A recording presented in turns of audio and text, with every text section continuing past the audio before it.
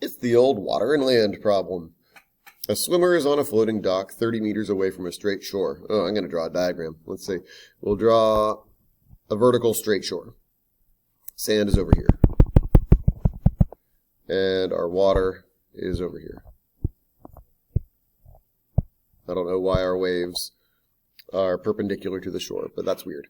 Our dock is over here, floating in the water. We'll call it D. That's where our swimmer is floating. And we are told that this is 30 meters from shore. 30 meters from shore. And then her towel, which is on the shore, is not directly here, but it is 40 meters away on the shore. So this distance right here is 40 meters. And the question we were trying to answer is, what is the least distance, the path she can take with the least distance so that she can reach her towel? And we're scratching our heads saying, you know what? This is not a calculus question. This is a geometry question. What is the distance between 2 points? Well, the shortest distance is a straight line. We all know that. So, so to answer that question, all we really need is the Pythagorean theorem. So 30 squared plus 40 squared equals c squared. This is a 3, 4, 5 right triangle, so c equals 50 meters. The shortest distance she can take is 50 meters. So why are we asking this in a calculus class? Well, because we're going to add a dimension to this problem. We're going to give this swimmer some speeds that she can move. So she can swim at 2 meters per second, but she can run at 4 meters per second. And we're going to try to figure out not the least distance that she has to travel, but the least time she must travel to reach her towel. So she's got some possibilities, right? She could swim for 30 meters and run for 40 meters. Well, how long would that take? If she swims for 30 meters, and she can swim at 2 meters per second, we can divide and figure out how long she's going to swim for. And then that's going to be added to the amount of time that she has to run, which is 40 meters divided by 4 meters per second, right? And that's going to be 15 plus 10 is 25 seconds. All right, so that takes her 25 seconds. What if she decides to go the hypotenuse route and she goes 50 meters of swimming without running at all? Well, that's going to be the shortest distance, but she's spending all of her time moving at the slower speed of the swimming. So that's going to actually work out to be, interestingly, the exact same speed. So I'm wondering if perhaps there is a place somewhere in between them, like maybe this point right here. I pick some random point between the top of the triangle and the bottom of the triangle. And our swimmer is going to aim for that point right there. And perhaps if she swims that distance and then runs that distance, the time could be even shorter than 25 seconds. So that's our goal. Our goal is to try to figure out what is that shortest time. So we're going to need to introduce a variable because we have to be able to put this point anywhere between these two points on the triangle. So I'm going to introduce this distance right here. I'm going to call that x. And if that's x, then this is going to be, well, if the whole thing is 40, this is going to be 40 minus x. Try not to introduce extra variables if we can help it. I could have put the x down here on the bottom half and the 40 minus x on this top part. But I'm thinking ahead, and I'm looking at this smaller right triangle. I'm anticipating using the Pythagorean theorem with that, and I would prefer to square x rather than 40 minus x. So it seems a little bit more efficient to do it that way. All right, so what does this swimmer have to do? Well, she has to travel this distance right here, swimming. I'll call it y. And then this distance right here, 40 minus x, running. So let's write that down. She swims for y meters, and then she runs for 40 minus x meters. So the time it takes her to swim y meters is going to be y divided by 2 seconds.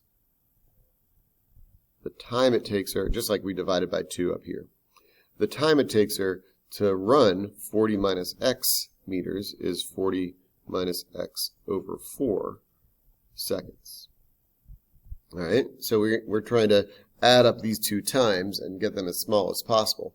And you might get a little worried about seeing an x and a y, so let's see if we can fix that. We can maybe figure out what y is in terms of x. And I already hinted at that before, because this is a smaller right triangle. We can, just like we used the Pythagorean theorem on the big triangle, we can use the Pythagorean theorem on the small triangle.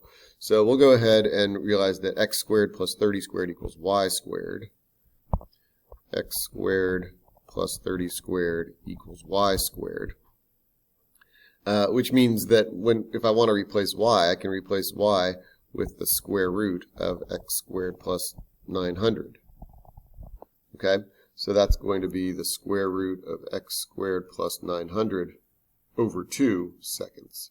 So the total time is going to equal the time it takes to swim those y meters plus the time it takes to run those 40 minus x meters. And that's a function that we're trying to minimize. So our endpoints are when x equals, well, if we're up here at the top, x equals 0. So, and then if we're down here at the bottom, x equals the entire side of the original triangle, so x equals 40. So we're trying to maximize this function on the interval 0 to 40. Okay? So it could be one of the endpoints. The EVT says that it could be one of the endpoints, or it would. The other possibility is that it would be at a critical number. So we'll go ahead and find that critical number. We'll call this function t of x, or time. Time is a function of x. So we pick it's not times. We pick the value of x, and that's going to determine the amount of time it takes the swimmer to reach her towel. So we'll take the derivative here. T prime of x is, let's see, we'll have 1/4 x squared plus 900 raised to the negative 2, or negative 1/2, times 2x. That's the derivative of that first term. The derivative of the second term is just negative 1/2. And that is going to be set equal to 0 or undefined. I believe that this function is always going to be defined, because even though we've got a negative exponent here, x squared plus 90 is never going to equal 0, so we're never going to be dividing by 0. So we just set this equal to 0 and solve for x. We'll add 1/2 to both sides. Well, let's see. Maybe I'll reduce this first. Let's simplify this first. 1/4 times 2x is 1/2 x. We'll put an x on the top and a 2 on the bottom, along with the x squared plus 900 raised to the 1/2 power. And that's equal to 1/2. I'll add the 1/2 to the other side. We can cross out the 2's. We multiply both sides by 2. And then we have x over this expression is equal to 1. In other words, x equals the square root of x squared plus 900. So when I wanted to solve for x here, I should probably square both sides to get rid of that radical and get x squared equals x. That confused me quite a bit. I didn't catch a mistake until I had to pause the video. So yeah, maybe you guys are shouting at your screen saying, "What are you doing? I don't understand where that 2 came from. This is 40 minus x over 4, not 40 minus x over 2. Oh my goodness, that was confusing. All right, so let's, sorry about that. We'll fix that problem real quick. When all the x's canceled out, I was very concerned that I made a mistake, and there you go, I did. All right, so yeah, I found my mistake here. It's supposed to be a 4, so when we differentiate, we get negative 1/4. All right, good. So when we solve this, we are going to get, this part was still the same, x over 2 x squared plus 900 raised to the 1/2 power equals 1/4. Multiply both sides by 4, we'll get 2x over x squared plus 900 raised to the 1/2 equals 1.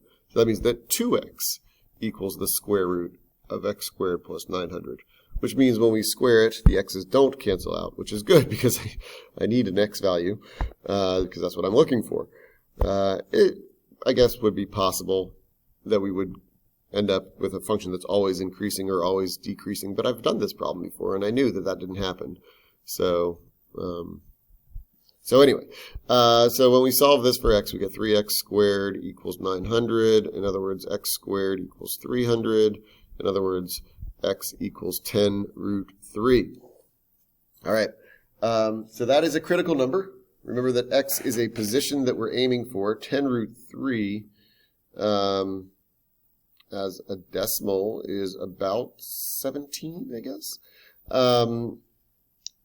And so what that's telling us is that we might want to try to shoot for this point right here that is 10 root 3 meters south of this point, or 40 minus 10 root 3 meters north of the towel. But just because it's a critical number doesn't guarantee that it's our answer. It's possible that 10 root 3, actually, that path takes longer than the 225s, and the 225s are actually the minimum times. So we should probably double check this by evaluating what is the time it takes when the runner shoots for 10 root 3. All right. So when we quickly do that, try to quickly do that without messing up, 10 squared is 100 times 3. I'm plugging that into here. Squaring that is going to give me 300 plus 900 is 1200. Square root of 1200 over 2 plus 40 minus 10 root 3 over not 2, but 4. And this is a calculator question, so let's go ahead and use a calculator to find that the time it would take if we shot for x equals 10 root 3 would be approximately 23 seconds. So we can shave off 2 seconds if we shoot for that point right there. So that would be the minimum amount of time it takes, because that is less than the 25 which we got from the endpoints.